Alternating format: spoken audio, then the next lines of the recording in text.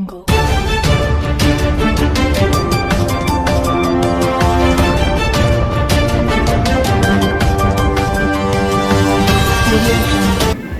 पाटील बदगावकर, माजी उपमहापौर संजीतसिंग gill, ND Pawar Golegaonkar या सर्व मान्यवरांचं व सर्व पदाधिकाऱ्यांचं कार्यकर्त्यांचं बदगावकर कुटुंबियातर्फे आपल्या सर्वांचं हार्दिक स्वागत.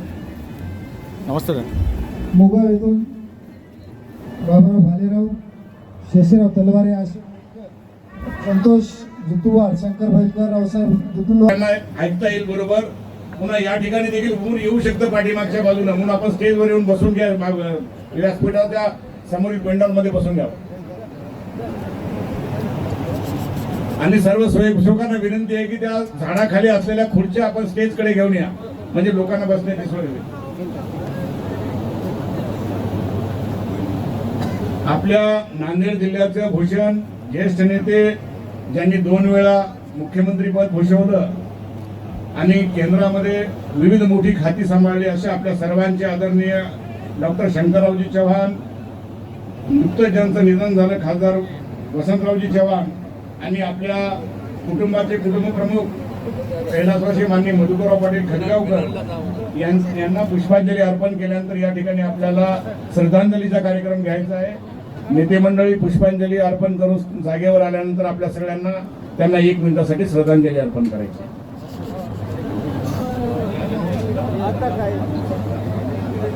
जेवणाकडे बरीच मंडळी अडकून असल्याचं या ठिकाणी समजतंय. त्या ठिकाणी असलेल्या सर्व स्वयंसेवकांना विनंती आहे की आपण 1-2 तासासाठी जेवण बंद ठेवा. सर्व कार्यकर्त्यांना या ठिकाणी सहविचार सभेमध्ये या ठिकाणी आपलं मनोगत ऐकून घेतल्यानंतर मग पुन्हा परत आपल्याला जेवण चालू करायचे आहे. बाजूला थांबलेल्या सर्व कार्यकर्त्यांना विनंती आहे की तिकडचं सर्व बंद करून आपण इकडं स्टेजकडे सगळ्यांना पाठवा.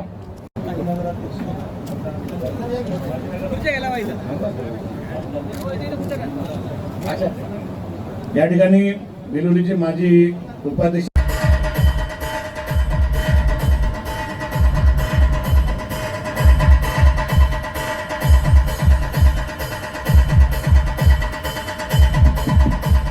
आपल्याला भीती दाखवतोय, तरीही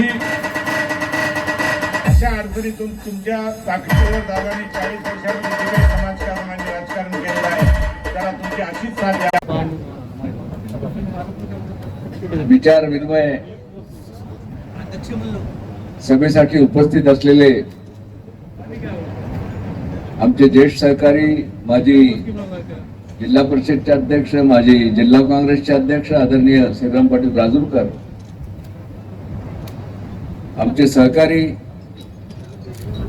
नांदेड महानगरपालिकेचे माजी उपमहापौर संजीतसिंग गिल साहेब,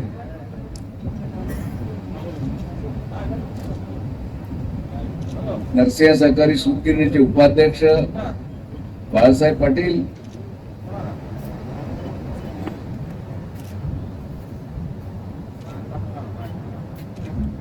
माधवराव पाटील सुगावकर, ज्येष्ठ पत्रकार आमचे संजीव भाऊ कुलकर्णी, ज्येष्ठ पत्रकार आमचे आदर्श शिक्षक मिसाळे गुरुजी, मसूद देसाई आळंदीकर, डॉक्टर मिनल, राजू गंदीगुडे, प्रताप पाटील जिगळेकर, डॉक्टर रत्नाळीकर, मंगल देशमुख,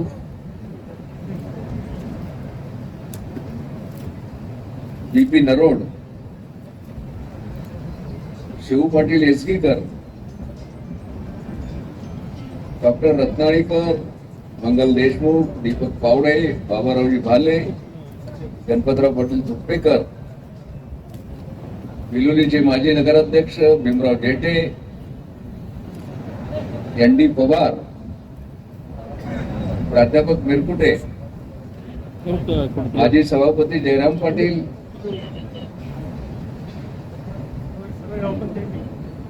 नंदू पाटील रातोळीकर, उपसभापती साईनाथ निवळे, नागनाथ अंतरवाड, शिवाजी जाधव, दत्तारी पाटील,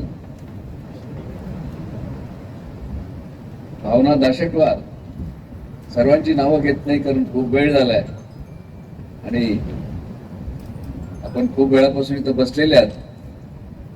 व्यासपीठावर उपस्थित असलेले सर्व मान्यवर आणि मोठ्या संख्येने नायगाव, धर्माबाद, उमरी, देगलूर आणि बिलोली या तालुक्यातून आलेले आमचे सर्व प्रमुख नेते, सरपंच, चेअरमन आणि उपस्थित बंधू भगिनींनो, आमचे पत्रकार मित्र, मी आपल्या सर्वांचा अतिशय आभारी आहे. काल सकाळी अशा प्रकारची मीटिंग घ्यावी असा प्रस्ताव आला आणि काल दुपारपासून आपण आपल्या कार्यकर्त्यांना संपर्क साधण्याचा प्रयत्न केला. पावसाळ्याचे दिवस आहेत. बऱ्याच लोकांमध्ये शंका कुशंका होती की इतक्या लवकर आपण ही मीटिंग एक 4-5 दिवसांना आपण घेऊ. मला अतिशय अभिमान आहे की 12 तासाच्या सूचनेवर एवढ्या मोठ्या संख्येनं आपण इथे हजर झालात. आपल्या सर्वांचं मनापासून स्वागत करतो. बिरकुटे ही उपस्थिती आमची 40 वर्षाची प्रेमाची साथ आहेत. माणूस सत्तेच्या बळावर उपस्थित राहत नाहीत लोक. तुम्हाला बळ दिलं पाहिजे, तुम्हाला प्रेम केलं पाहिजे, सामाजिक बांधिलकी असली पाहिजे, तरच आपण अशा प्रकारे लोक आपल्यासाठी प्रेम करतात. संजीव भाऊ, मला अतिशय आनंद झाला. आमचा मोकळीचा एक माणूस, मी त्याला ओळखतही नाही, तुम्हाला माहिती नाही, गायकवाड, तो 15 मिनिटं उभा राहिला की दादा मला बोलायचं आहे. त्यांनी जे भावना व्यक्त केल्या गुरुजी, हे माझ्या आयुष्यातली फार मोठी कमाई मी तुम्हाला नाहीतर मंत्री झाल्यावर, आमदार झाल्यावर, खासदार झाल्यावर तारीफ करणारे लोक खूप असतात, मला माहित आहे 40 वर्षामध्ये. पण एक सामान्य माणूस ज्याचं नाव मी ओळखत नाही, पण त्यांनी जे भावना व्यक्त केल्या, मोरे, ही खरी कमाई आहे भास्कर पाटलाची, मी तुम्हाला सांगतो.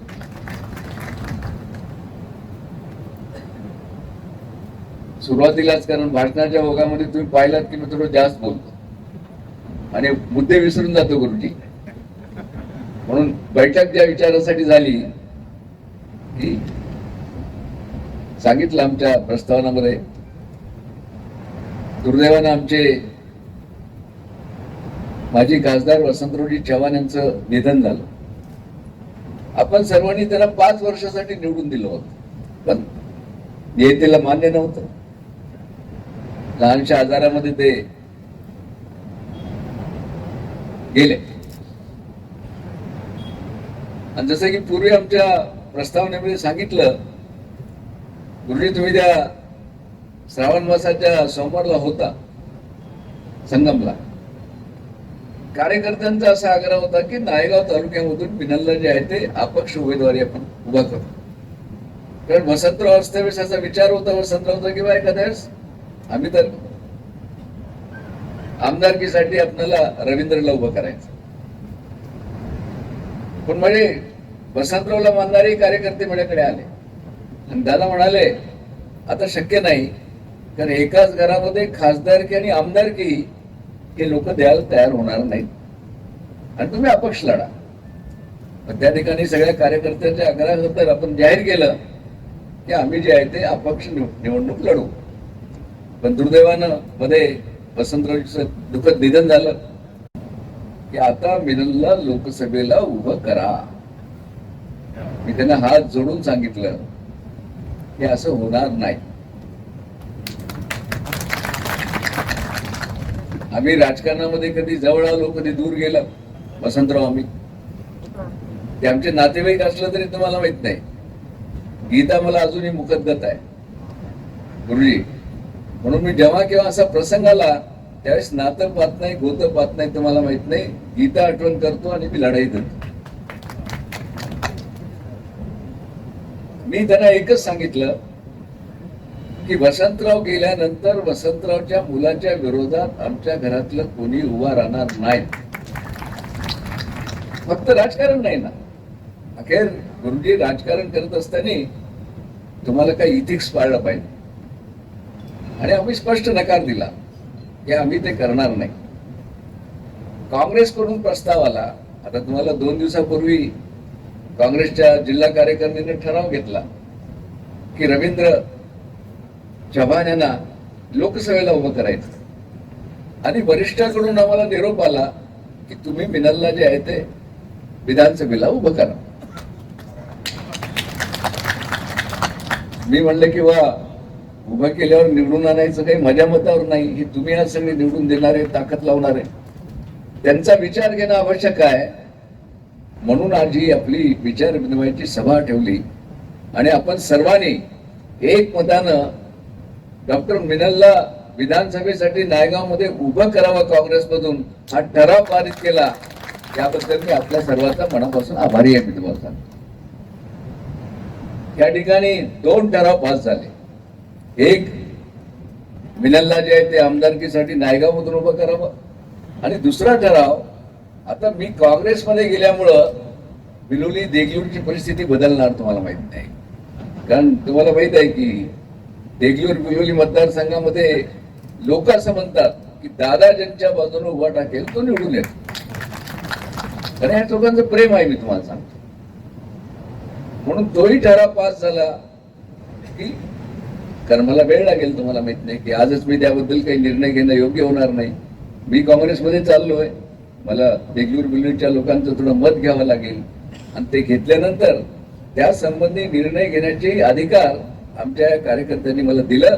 त्याबद्दल मी आपल्या सर्वांचा मनापासून आभारी आहे. मिनललाही आपल्या भाषणामध्ये उल्लेख केला की तिच्या प्रेरणा स्रोत स्वर्गीय डॉक्टर शंकरराव चव्हाण आहे. आणि गुरुजी, मीही त्यांच्याच नेतृत्वाखाली या राजकीय जीवनाची सुरुवात केली. पण गुरुजी एक सांगतो, मी व्यापार करून पैसे कमावून राजकारणात आलो नाही. मी 1968 मध्ये नाही 69 मध्ये उस्मानिया युनिव्हर्सिटीचा फर्स्ट क्लास इंजिनियर आहे. आणि त्यावेळेस शंकरराव चव्हाण मुख्यमंत्री होते, तुम्हाला माहित नाही. मला नोकरीची अडचण नव्हती, मला पैसे कमवायची अडचण नव्हती. गुरुजी, मी नावं घेत नाही, नांदेड जिल्ह्यामधलेच असे काही लोक आहेत की आज 2,000 3,000 कोटीचे त्यांचे मुंबई, पुण्या आणि औरंगाबाद मध्ये त्यांचे इन्स्टिट्यूट आहेत. मी त्याच्या खोलात जात नाही. आणि मी स्वतः इंजिनियर होतो. माझा सासरा मुख्यमंत्री होता बोरकुटे. मला इकडे उन्हात करायची काय गरज होती तुम्हाला माहित नाही. इकडे आराम मी एखादं इंजिनिअरिंग कॉलेज, एखादं मेडिकल कॉलेज मुंबईला टाकलो असतो, पुण्याला टाकलो असतो. तुम्हाला तसं नाही. माझ्या वडिलांचाही मला वारसा होता एक राजकीय. आता जसं मिनल आहे तुम्हाला, तिलाही माझी राजकारणात जायची फार इच्छा नव्हती गुरुजी. खरं तर ती डॉक्टर आहे. लंडनला जाऊन तिनं वरचं शिक्षण घेऊन आली, पुण्याला राहत होती. पण ती म्हणाली ना की तिलाही तिचे आजोबा जे आहे ते बापू साहेब एकंबेकर यांचं बाळ कडू आहे. आणि तिला जिल्हा परिषदला उभा राहण्याचा विचार माझ्या पुढे मांडला आणि त्यातून ती राजकारणात आली.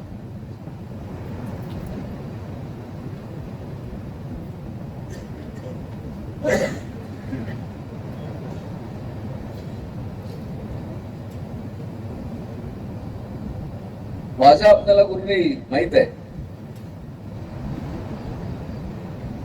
मी राजकारणी असलं तरी हिंदू आहे.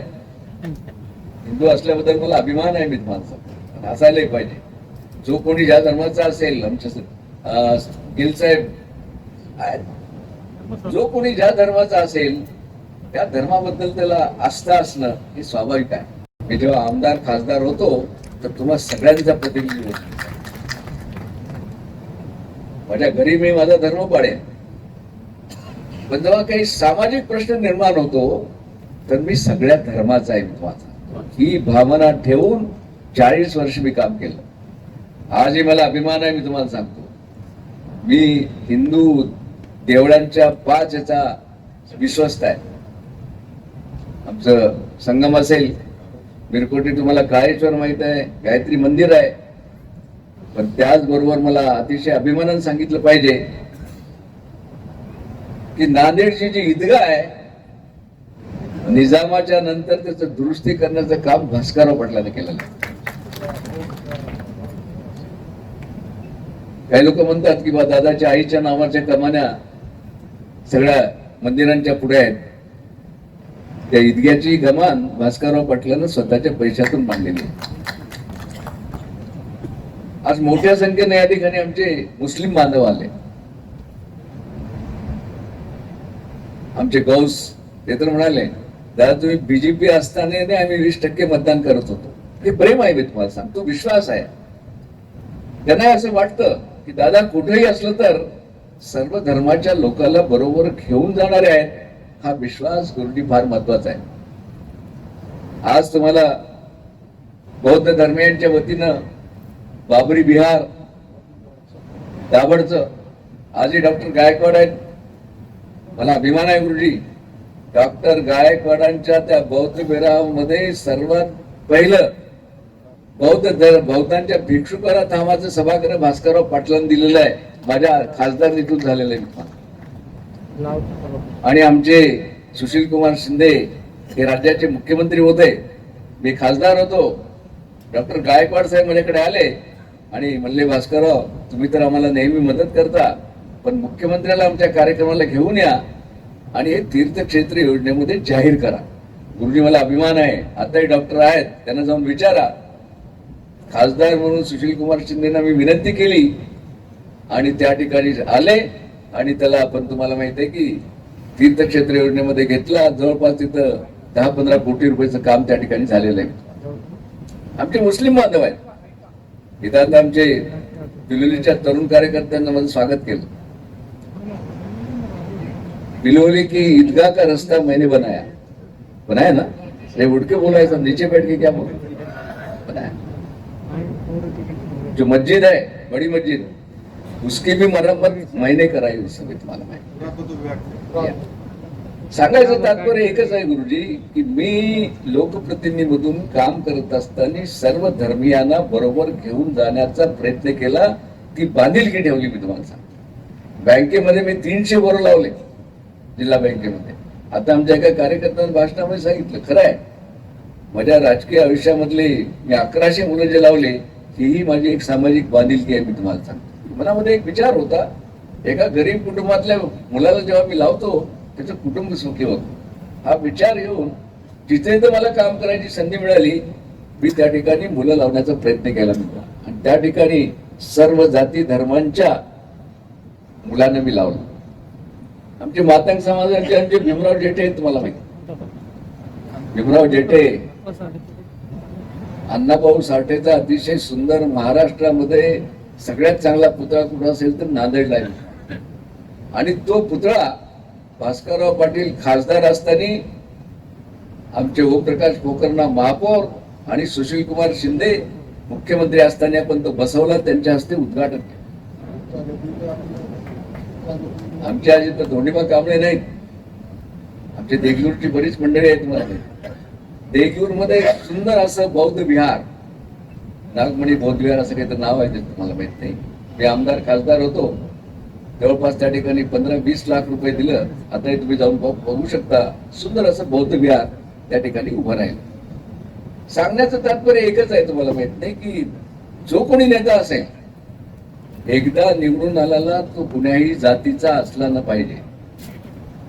डॉक्टर बाबासाहेबांच्या घटनेवर प्रेम करणारा, घटनेमध्ये जे काही आहे त्याच्यावर श्रद्धा असणारा आणि सर्व धर्म समभाव असणारा तोच कार्यकर्ता खरं या देशाच्या प्रगतीमध्ये योगदान देऊ शकतो आणि तुमचे आमचे सर्वांचे प्रश्न सोडवू शकतो.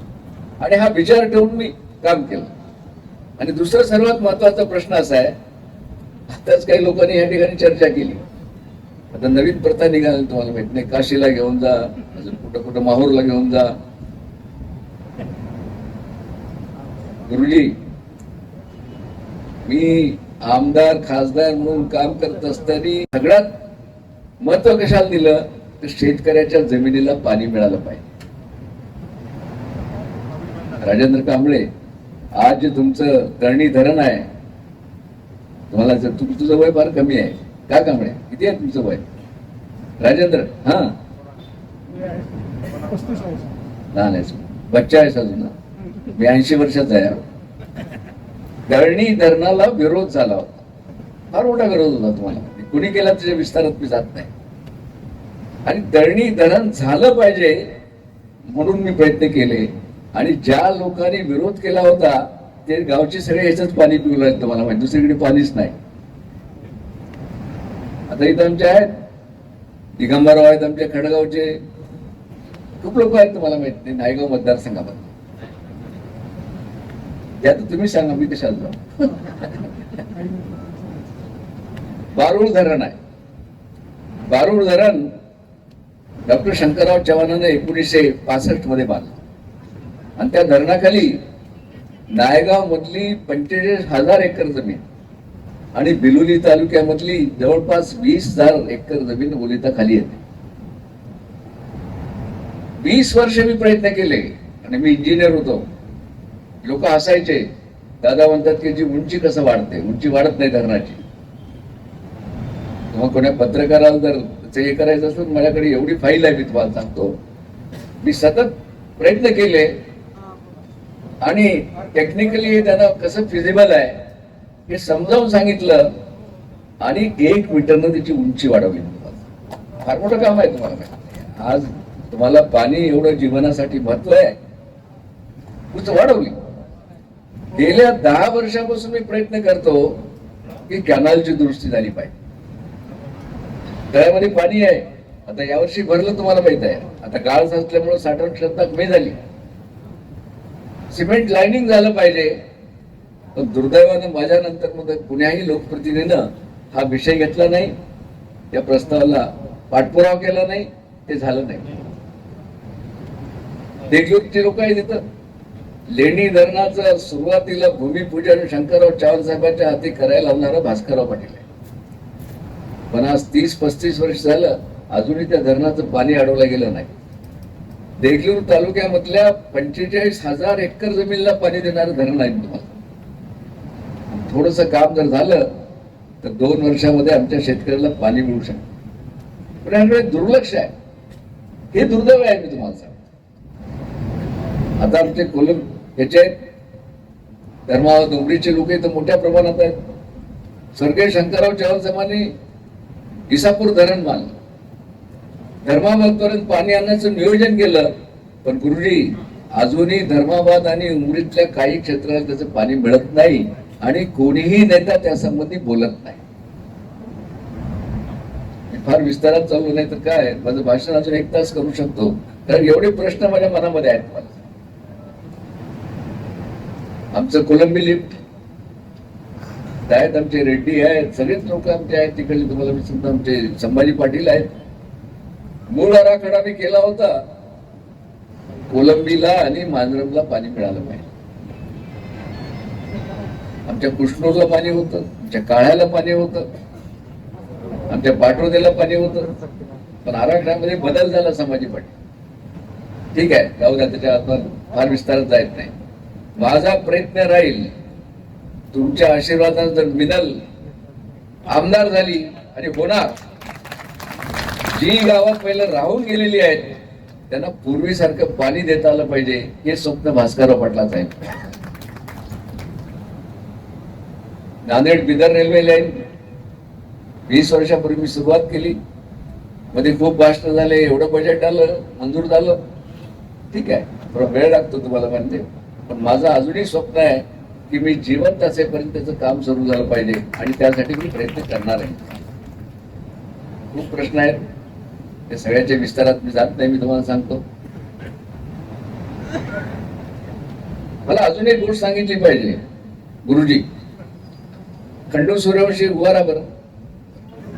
हा खंडू सूर्यवंशी, त्याला सकाळची भाकर आणि संध्याकाळची भाकर नाही, पण संभाजी पवारच्या विरोधात त्याला उभा करून मी निवडून आणलो होतो.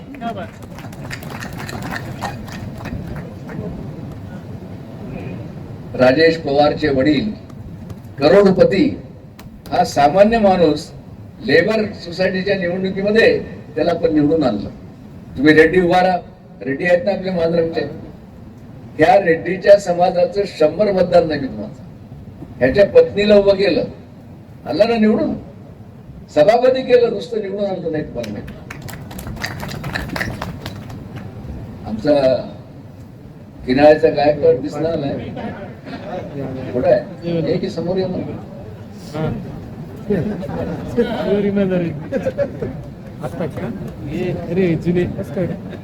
थकलाय बिचारा.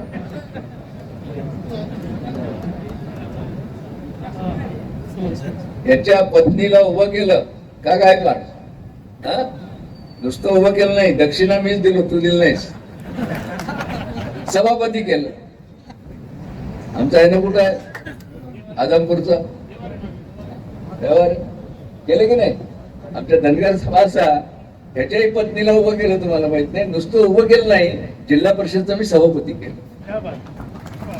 सांगण्याचा अर्थ एकच आहे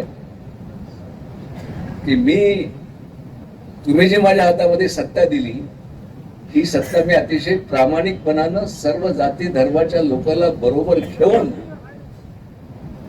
काम केलं. तुम्हाला यांना अध्यक्ष मीच केलं तुम्हाला, आणि माझं मिळवण्याचं भांडण यांच्यामुळेच झालं. ह्याला काँग्रेसचे अध्यक्ष केलं, जिल्हा परिषदचे केलं. तुम्हाला सांगतो, या लोकांनी माझ्यावर प्रेम केलं. आता तुमच्या त्या गायकवाडनं सांगितलं, शरद जोशी साहेबांच्या विरोधातली निवडणूक सगळे आमच्या विरोधात होते, तुम्हाला माहित नाही. सगळ्याची नावं मी घेत नाही, पण हा गरीब माणूस माझ्या बरोबर उभा राहिला आणि मी शरद जोशी साहेबांसारख्या मोठ्या नेत्यांच्या विरोधात निवडून आलो. मी तुम्हाला गुरुजी,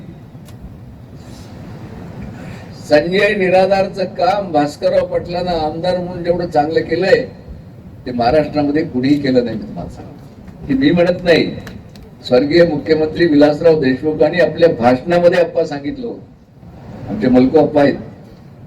सांगायचं तात्पर्य एकच आहे. आता काही लोक म्हणतात, आता सध्या वर्तमानपत्रामध्ये बातम्या आहेत, तुम्हाला माहित नाही काय, की दादा सत्ता जिकडं असेल तिकडं जातात. आता सांगा बरं, बीजेपी मध्ये जाऊन मी काय सत्ता घेतली? तुम्हाला माहित नाही. बीजेपी मध्ये जाताना जर मी 8 घातली असती, तुम्हाला माहित नाही, मी राज्यसभेवर गेलो असतो, विधान परिषदेवर गेलो असतो, एखाद्या छोट्या राज्याचा राज्यपालही झालो असतो. का संजय भाऊ गेले का? संजय भाऊ खाली आहे, झालं असतं की नाही? त्यांची इच्छा होती मी खूप आमदार व्हा म्हणून, पण मी म्हणले की नाही, मी कधीही कुणाच्या दारामध्ये मला आमदार करा, खासदार करा म्हणून गेलो नाही. तुमच्या दारामध्ये आलो, तुमच्या ताकदीवर झालो. नॉमिनेटेड मला काही मिळालं नाही. म्हणून अशोकरावना आम्हाला जो सन्मान द्यायला पाहिजे तो दिला नाही. आम्ही बीजेपी मध्ये गेलो. भास्करराव पाटील तुम्ही माझ्याबरोबर होता, मागायसाठी गेलो नाही भास्करराव पाटील तुम्हाला. आणि तिथे गेल्यानंतर आपण प्रामाणिक काम केलं, तो पक्ष उभा राहण्याचा प्रयत्न केला. परवा अशोकराव गेले, मी त्यांना थोडक्यात सांगितलं, तुम्हाला माहिती ही गोष्ट खरी आहे. अशोकराव तिथे गेल्यामुळं मोदी तिथं आहेत, ते मंत्री होतील आणि आमच्या नांदेड जिल्ह्याचा जास्त विकास होईल, ही भावना माझ्या मनामध्ये होती. पण ते बीजेपी वाले आहेत, तुम्हाला माहित नाही. आता त्याला खप्पीला लावून टाकलेत आमच्या अशोकरावला. आता कुठं बाहेरही निघताय ना, आणि स्वतःच दुखणंही सांगता येत नाही, अशी थोडीशी परिस्थिती आमच्या मेहण्याची आहे. त्याच्याही विस्तारात मला जायचं नाही. मी आपल्याला प्रामाणिकपणाने एवढंच सांगतो, तुम्हाला मी सांगतो, माझं वय जरी 82 वर्षाचं असलं, त्यामुळे अजून मी 12 तास काम करतो. पायाचा त्रास आहे, पायामध्ये रॉड आहे, पण एक बांधिलकी आहे गुरुजी. बरेच वेळा लोक म्हणतात, बा ह्या वयामध्ये तुम्ही एवढं कशाला करता? त्याचं एकच कारण आहे, जोपर्यंत मनामध्ये एखाद्याची बांधिलकी राहत नाही विचाराची, तोपर्यंत या वयामध्ये आपण काम करू शकत नाही. माझी सामाजिक बांधिलकी आहे. तुम्ही 40 वर्ष माझ्यावर प्रेम केलं, आज पहा ना केवढा मोठा जनसमुदाय आहे, राहत नाही उपस्थित. मी तुम्हाला सांगतो, पंतप्रधानाच्या कार्यक्रमालाही खूप 8-8 दिवस लोकांना निमंत्रण द्यावं लागतं, व्यवस्था करावं लागतं. पण काल सकाळी आम्ही ठरवलं आणि फक्त फोनवर तुम्ही सर्वजण आलात, हेच माझं गेल्या 40 वर्षांची कमाई आहे. तुमचं प्रेम आणि मला विश्वास आहे की तुम्ही जो आज ठराव पारित केला, नायगाव मधून मिनलला आपण आमदार करू आणि स्वर्गीय वसंतरावजी चव्हाण यांचे सुपुत्र रवींद्र चव्हाण यांना आपण खासदार म्हणून निवडून आणू, यामध्ये कसल्याही प्रकारची शंका माझ्या मनामध्ये नाही. तुमची सर्वांची साथ आमच्या बरोबर आहे, लोक आमच्या बरोबर आहेत आणि हे काम आपण करूया, याबद्दल आपल्या मनामध्ये कोणती शंका नाही. मी तुम्हाला सांगतो, मला मुद्दाम या ठिकाणी अजून एक सांगितलं पाहिजे. माझी एक इच्छा आहे अजून, आता इथं पाहिलं इकडं साई मंदिराचं मी दर्शन घेऊन आलो तुम्हाला. हे जे ग्राउंड आहे गुरुजी, हे शुभ आहे. ह्याच व्यासपीठावर आम्ही जिथे शांतापूरकरला 42,000 मतांनी निवडून येणार म्हणून सांगितलं होतं, बरोबर का? आमचे बन महाराज आहेत, तुम्ही होता त्या कार्यक्रमाला. मी सांगितलं 42,000 जितेश निवडून येतं, त्यावेळेस लोकांना असं वाटत होतं की जितेश येतेच की नाही अशी परिस्थिती होती. म्हणून आज जे आपण संकल्प केला, साईबाबाच्या मंदिराच्या समोर आपल्या सर्वांच्या साक्षीनं मिनाली निवडून येणार आणि प्राध्यापक रवींद्र चव्हाण निवडून येईल, त्याबद्दल माझ्या मनामध्ये पूर्ण विश्वास आहे. दुसऱ्या निवडणुका तर मी 8 निवडणुका केल्या. निवडणूक माझ्या दृष्टीने फार महत्वाची नाही. हा, फक्त एकच इच्छा आहे, माझा वारसा मिनलला पुढे द्यावा, ही मात्र आहे. मला तेवढा स्वार्थ मला आहे, त्यात काही गैर आहे असं मला वाटत नाही. तिथं आमचं हजारे आहे, हजारेची कल्पना आहे. मी तुम्हाला सांगतो की आमच्या केरूर या ठिकाणी एक बौद्ध विहार तणाव करायचं आहे. कुठे आहे हजारे आमचं? इकडे आहे.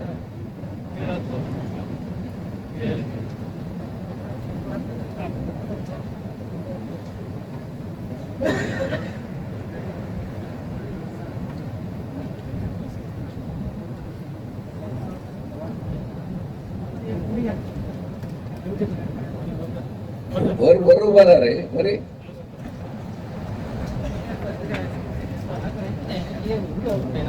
गेल्या 10 वर्षापासून तो प्रयत्नशील आहे. त्यांनी थोडं स्ट्रक्चर उभा केलंय. मी आज या ठिकाणी माझे स्वतःचे 15 लाख रुपये त्या व्याजासाठी जाहीर करतो आणि आमच्या हजारीला सांगतो की त्याचे काय कागदपत्र तुम्ही पूर्ण करा. शासनाच्या मार्फत त्यांना जे काही नियोजन होऊ शकतं त्यामध्ये आपण करू आणि त्या ठिकाणी सुंदर असं बौद्ध विहार त्या ठिकाणी आपण बांधण्याचा प्रयत्न करू. हे मुद्दा त्या ठिकाणी तो नेहमी मला येऊन भेटतो, तुम्हाला माहिती आहे, तोही आपण करूया. तुम्हाला मी सांगतो, आता बाकी काही हातात नाही, तर म्हणजे खूप बोलायसारखं आहे. तुम्हाला खूप इच्छा होते अजूनही बोलावं, पण खूप लोक तुम्ही आलात.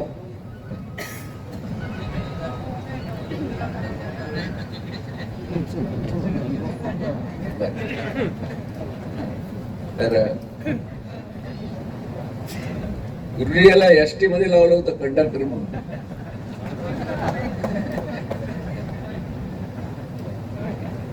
खूप मोठ्या संख्येने आलात, तुम्हाला माहित आहे.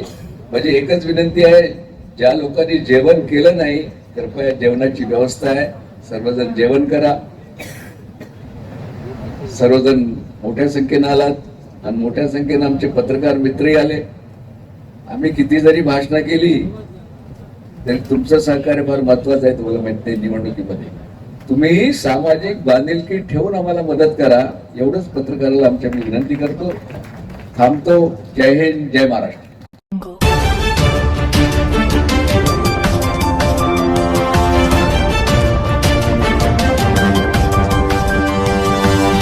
Thank you.